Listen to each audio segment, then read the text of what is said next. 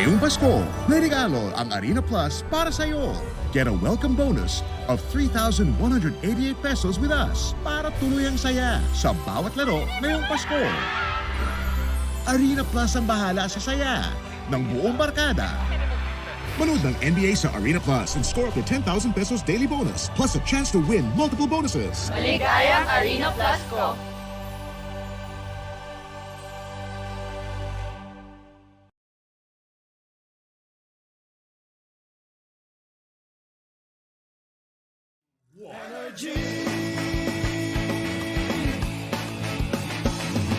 Pangga, energy kaibigan mo. Pangga, energy ang numero uno. Kaya't tumango na at isigaw mo. Same, pero iba! Huwag mong sabihin radyo, sabihin mo energy. Ay! Naku mga mare! Hindi kayo namamalikmata. Totoo ito. Truly live na live. Fresh na fresh. Via Ang satellite. inyong lola nyo. Live from Mars. So, nakakaloka doon ayos naman dahil gusto kong ibalita to sa inyo. Ang Kaya nga alin? naman ako yung nagbabalik, di ba? Mm. Gusto ko lang naman ibalita sa inyo na huwag nyo itong kakalimutan ngayong holiday season na kayo yung magbabakasyon na magbaong kayo ng MX3T with Pandan. Bakit na ba meron dyan, Mare? Dahil syempre, for sure, di ba, lalaps kayo ng lalaps. Yung mga mamatikang pagkain, Ay, yung mga oo. paborito nyo, mga alam nyong bawal sa inyo. True. Hindi na kayo kailangan matakot dahil dito sa MX3T with Pandana. Oh. Alam mo ba na ang bawat MX3T ay gawa sa dahon ng mangustin na hinaluan ng pandan para mas refreshing sa panlasa. Alam mo, Mare, ng isang sachet ng MX3T with Pandan. Pandan! Kasi para mas funny ang ano. Mas fun. Mas ma-enjoy. Diba? Oo. Ang isang sachet ng MX3T with Pandan ay good for 1 liter of water. Pwede mo itong ihalo sa tubig na malamig o kaya mainit. Pwede. Dagdagan mo ng honey or lemon para sa added refreshing para sa buong pamilya. Tama. At ito yung sinasabi ko, hindi ba? Makakatulong ang bawat MX3T sachet. Hindi lang basta kayo kumalma, kung hindi para ma-detoxify ang inyong katawan from any toxins. Yes, lalo na kapag stress na stress ka dahil nagtataasan ng mga bilihin ngayong bagong naman, taon. diba? na Lalo pa Pasko. tataas kung ano-ano. Oo. Diba? Kaya naman, Pangga, kung merong katanungan, bisitahin lamang ang website ng mx3ph.com. O di naman kayo tumawag sa kanilang hotline sa 0918-8888-693. Yes, miss! Dabaglita! With Tita Cora and Kapitana Sisa. Same, pero iba. Sabi sa inyo, ibang-iba talaga eh. May mga susulpot na lang, kaya naka-leave ka, di ba? Anyways, mga bangga, magandang umaga po sa inyong lahat. We are still number 106.7 Energy FM. Pangga, wag mong sabihin radyo. Sabihin mo. O yan ang sasabihin mo. Yan! Sa magandang umaga, Metro and Mega Manila, Luzon, Visayas, and Mindanao sa mga nanonood sa amin via our social media platform on Facebook, TikTok, and of course on YouTube. Isang magandang umaga sa inyong lahat. Yes, Diba? Mare, batiin lang natin dahil binisita tayo. Correct! Ng La Jolla Beach Resort. Mamaya kukunin natin. Ang tari, may dala silang buhangin. Oo. Ganon. White sand. At saka may mga turtles sila. Ay, in fairness. Oo. Mamaya kunin natin yung mga pangalan nila para mabati natin sila. Naman, in fairness, hindi ba? Pero, Isang araw lang ako nawala. Oo. Bakit ganyan na yung ilaw? Diba? nagbago, di ba? Oo, para naman may interrogation. Pinapaamin sa kasalanan ng hindi mo ginawa. Dapat ito sa Parang Senado. kulang na lang gumagalaw-galaw ganun yung ilaw. Nakakaloka. But anyways, mga bangga, bago ang lahat, eto na muna ang Chika sa Arena!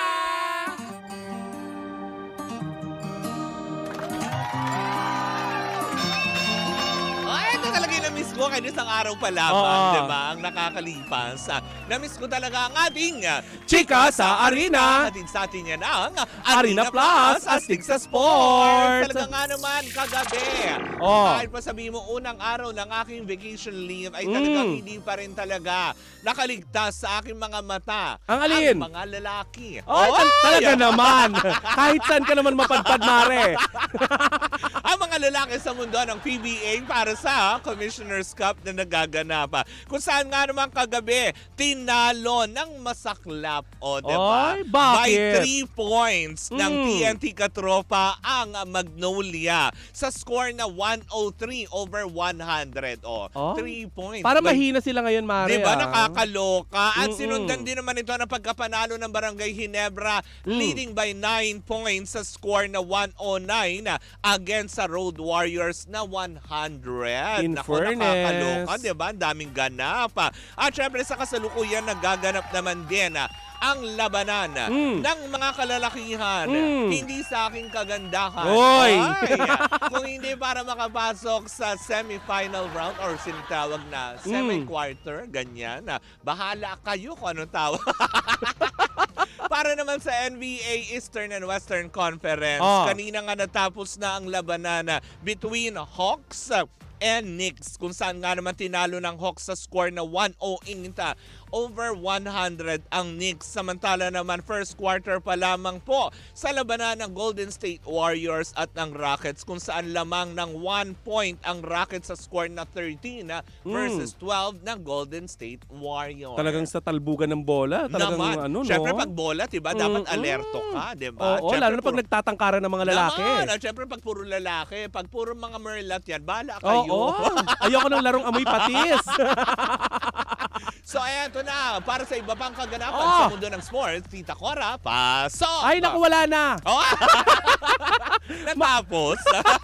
Mare, nakuha ni Marvin Tabamo ang silver medal sa men's flyweight 51 kilogram division ng Asian Elite Men's and Women's Boxing Championship 2024 sa Bangkok, Thailand, matapos lumaban sa manlalaro mula sa Uzbekistan. Samantala, Mare, sa chess ay humakot ang Team Philippines ng 5 gold medal, 14 silver medal at 7 bronze medal sa 18th Asian School Chess Championship sa Bangkok, Thailand. In fairness sa Thailand, ha? Sawadee ka! Pangla! Congratulations, Suway, diba? ma. Patuloy pa rin talaga na mamayagpag ang ating mga atletang Pilipino kahit pa sabihin mong December season na. Correct. Hindi na lang tayo Diba? nababalita dahil sa korupsyon. Naman. At least tigil-tigilan na po si VP Sara. Hi! The views and opinions of my partnership. Hindi, kasi baka makatakas na naman po si Alice Guo na hindi nyo namamalaya. Oo. Si Alice Go talaga dapat ang focus, ano? Lalo na't pinagpustahan natin kung mahuhuli ba o hindi. Nakakaloka yun. Yes. But anyways, bago nyo tuluyang, alam mo yun, tapusin ang chikahan na ito, bago namin tuluyang tapusin. Kung wala ka pang Arena Plus sa iyong mga cellphone, i-download na para masubaybayan mo ang kaganapan sa mundo ng NBA at ng PBA, kung saan nga naman nagaganap ngayon sa kasalukuyan. At mukha yatang hindi sila magki-Christmas season. Bakit? Bakit kanyo? Dahil syempre ang Arena Plus lang naman ang tinanghal bilang ang Best Sportsbook Operator for 2024 Sigma Asian Awards, kung saan kaastig natin dyan ang ating mga paboritong basketball player lalo sa mundo ng PBA na si Jordan Clarkson. Scottie Thompson. Yes. At ang ating phenomenal basketball star, Phil Star sa mundo ng NBA na si Ricky Davao. Uy, may sakit Hoy. yun ba yun? Bakit sinabi ko ba na wala siyang sakit? Hindi. Si Scottie Thompson. At syempre ang pinapangarap ko maging jowa sana bago matapos ang taon ang newest endorser ng Arena Plus na si Austin Taylor Reyes. Ay, akala ko si Joshua Garcia. Ay, hindi baka masampal ako. Oo nga. Ay! At syempre, ano nga dapat nilang gawin, Mare? Ay, Mare, i-download na ang Arena Plus sa inyong App Store and Play Store at pwede rin kayong makapanood ng mga paborito nyong laban ng NBA at PBA. Ayan, dahil sa Arena Plus, astig sa sports. Gaming is for 21 years old and above only. Keep it fun. Game responsibly. At dito na po natatapos ang ating Chika sa Arena. At yan sa atin ang Arena Plus, astig sa sports. Ay, dito ako excited. Saan? Sa mga chikang dala-dala mo. O, Yes! diba? Ay, ako lang naman ay mangingialam, Ako nga mag-atribida. din. Oo Mag-atribida lang ako sa mga balita mo. Oo, at ito ang live hubaran dahil Majinet Ang Jackson taray. in Japan. Taray. Ay nako, but anyway, Mare, eto na nga ang chika ko for today's video. Hindi ka dapat naghubad. Bakit? May mga nahahati sa katawan mo. Kitang-kita sa ilaw. Ipit na ipit yung bubelya. Nadi-divide into two. Oo nga. Walang yaka talaga. Para tuloy kambal pandesal yun. Oh. Hindi balay Ang pandesal. taray, kambal. Oo. Pwede ba natin ipakuha ito saglit? Parang patay mali siya ang mga Oo. tao nowadays. So anyways, ano Oo. na? Eto na nga, Mari, kasi paramiran ng parami ang Ang nadadama. alin? Oo. Ang lalaki mo. Ay, oo naman. More to come. Di ba? Come again. Oo, humanda kayo lahat sa mga taga-recto. Ayaw mo na sa Arpapa. Ay, masyadong malayo. Pero hindi bali, kasi may connecting pala ng LRT. Yung pa, malandi ka Doroteo. pero mainiping ka. Oo, di ba? Alam ko ng mga ganun. Pag ayaw, sige, next location. Wow! Doon lang magkakakonekta yan sa LRT, di ba? From Recto, tawid kang pag ganun, para LRT 1. From LRT 2. Sa may Taray. Doroteo Jose ka sasakay, baba ka ng Arpapa. Tari ng baklang Google Map. Ang taray. ano na? Pero Mari, di ba, napapansin natin nitong mga nakaraang araw at ako lang itong gumagamit ng mouse na baliktad. Ayan parami Mare ang nadadamay sa issue nitong si Maris Racal. Ay, Diyos At ko, tigilan nyo na nga yung aling eh. Oo. Oh. Pero eto nga ang chika. Oh. Parami ang nadadamay Oh. sa awayan nitong itong iskandalong kinasasangkutan nitong si Maris Racal Oh. at ni Anthony Jennings. Isa na nga sa naisasangkut ngayon ay ang anak ni Janice. Belen? Oo, Janice. Yung Dinamayan. tiyanak? Ha? Yung Hindi. tiyanak ba? Hindi yung undin. Anong gagawin niya sa iskandalo? Kinain niya si Maris. Hindi baka binit-bit nila, ganyan. Eh, pinasok sa banga. Pre-serve. Tapos lalabas si Mate, takot ako. Luma. Pero Mare, dinamaya naman ni Janice de Belen ang kanyang anak. Dahil nga dito sa iskandalo na to kasi Dahil? Mare, kasi eto yung nangyari. Oo. Nadadama yung anak ni Janice de Belen kasi 'di ba itong si Jan Estrada? Oo. Kung matatandaan natin ay Oo. may nagkaroon na din ng issue ito ng cheating. Ng infidelity. Oo, infidelity. Ah. So hindi lang yung anak ni Janice ang nadadamay. Oh. Oo. So parang domino effect. Anong kinalaman nila kay Marins tsaka kay Ann? Yun na nga, kasi nga yung tatay daw di umano nitong Oo. anak ni Janice Oo. na si Jan Estrada, Oo. may issue nga ng ganyan pag-cheat. Ay. Kaya dinadamay ng mga tao. Ay, ganun. Lalo na sa ex, nagkalat yan. Ano naman kinalaman nung kay Maris Racal? Di naman niya tatay si John Estrada. Yun na nga din, di ba? Diba? Walang kinalaman si, di ba? Diba? Anong connection ng mga netizen? Bakit inuugnay nyo? Ibang problema ang naganap naman between kay diba? Kaya nga. Kay John Estrada tsaka kay Mirelli. Oh, sino ba yun? Mirelli. Priscilla. Priscilla Almeda. Hoy, iba yun! Iba pala. Hindi sila nagkaroon ng relasyon. Ay, hindi. Mali pala. Oo. Sila Mark Anthony Fernandez.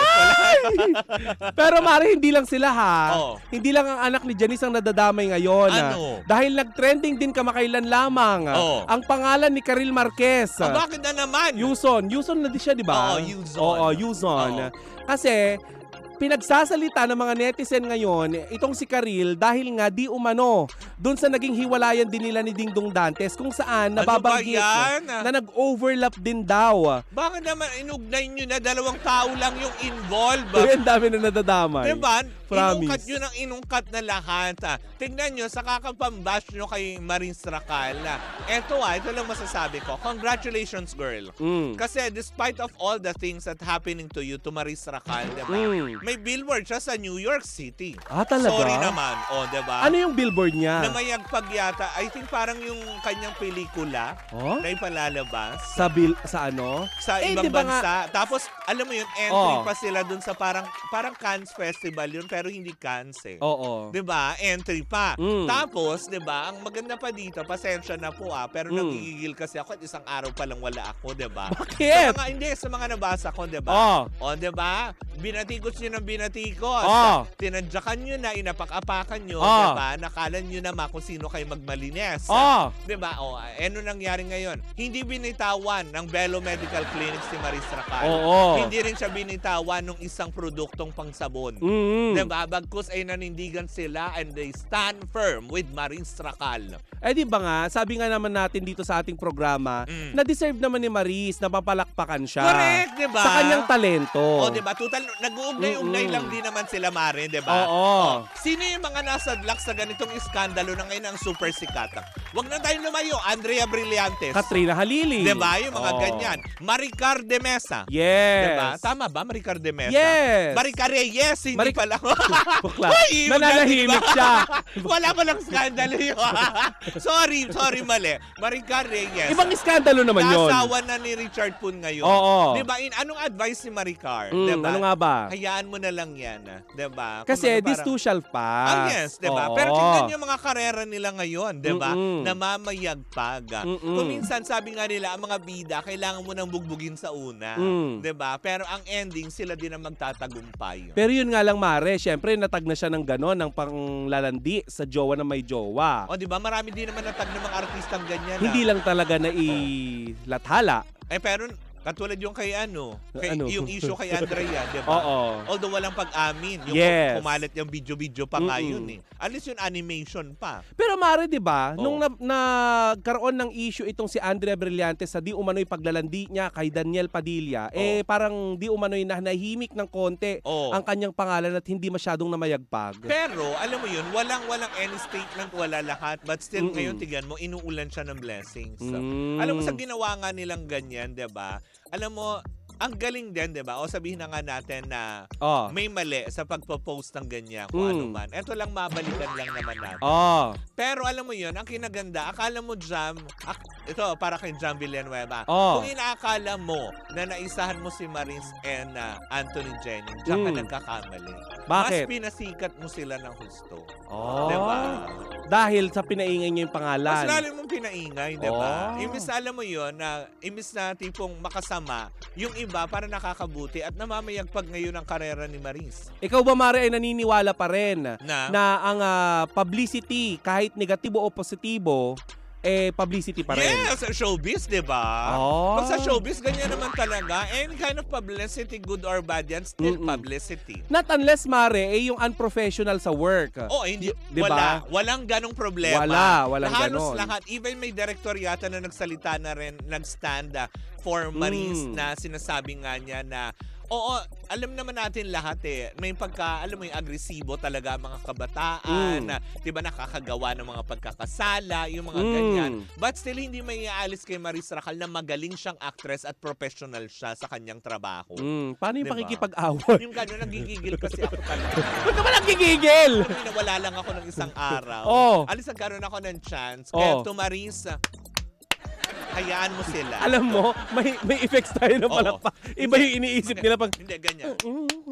Hoy, wag ka mag-sound effects. Tumatawag ako ng kalapate. Iba yung tunog! Pinauwi ko, ganyan Hoy, madalas ako makapakinig ng ganyan. Talaga ba? Sa probinsya, pag madaling araw. Ay, baka naman nagla-landing na yung mga wakwak. Iba ang winawak. Paumaga na. Ay, pang winawakwak! Paumaga na kasi. Oo. Kaya yung mga wakwak pauwi na. Hindi, ginagawa yun ni tatay bago siya pumunta sa bukid. Talaga ba? Yung ganon. Ay, ang galing. Pinapagpag niya kasi yung kalabaw. Pang ano yan? Kumbaga morning routine talaga yan. Nila ni nanay. Oo. Morning exercise. Dahil Kailangan yan sa ang umaga. keyword ay, tulog pa ba mga bata? Oo. Tulog pa ba or tulog na ba? Oy! Dalawa lang naman lagi yan, hindi ba? Ay nako, but anyway, Mare, padami ang nadadamay ngayon pati ang mga vlogger na sila Antolin. Sino ba yung Antolin na na vlogger at saka si Davao Conyo? Oo. 'Di ba kasi si Antolin gumawa siya ng content tungkol dito sa interview ni Maris Racal kung saan 'di ba pinakita niya doon na maingay yung aircon. Diba? Samantalang itong si Davao Conyo naman ay may pariniga, parang pariniga sa ibang influencer na nakikidamay. Oo. 'Di ba? Or nakikisali, Alam mo, mas nakikisawsaw. bilib ako dyan yung isang influencer na yun. Yung Sino? Davao Conyo. Kasi di ba, at least alam niya kung saan siya lulugar. Kasi hindi naman siya involved Oo. Diba? Pero sabi naman ng mga netizen, Mare, ang gusto lang naman nitong si Antolin, mag-entertain ng mga tao. Mag-clout. Ay, hindi natin Diba? alam. Yung Naku mga po. ganyan. Kasi ibang kaiba yun na mag-entertain ka na gusto mo lang din mapansin at the expense of others. Oo. Ulitin ko lang din ulit sinabi ni Catherine Bernardo, Na? do not use your pain for revenge. Oh. Kanino mo sinasabi yan, Mare? Kay Daniel. Daniel Flauta. Oy! Ng MX3. Hello sa'yo. Hello. Bakit? May Daniel doon. Oo, Mare, magano muna tayo. Mag-commercial break muna tayo. Naloloka ako sa'yo. But anyways, mga banggayan po muna ang ating unang chika for today's video. Sa aming pagbabalik, Oh! isa na namang Pinoy ang nagbigay karangalan sa ating bansa. Sino yan? Magsama-sama natin pakatutukan niya sa pagbabalik ng Baklita sa Woo Woo Woo! Muli po ako si Kapitan na Sisa. Ako po ang inyong Tita Cora. And we're still Same, pero iba. Tuloy-tuloy pa rin po ang ating tugtugan. Siyempre, dito po lamang yan sa number 106.7 Energy FM. Panggawag mong sabihing radyo. Sabihin mo!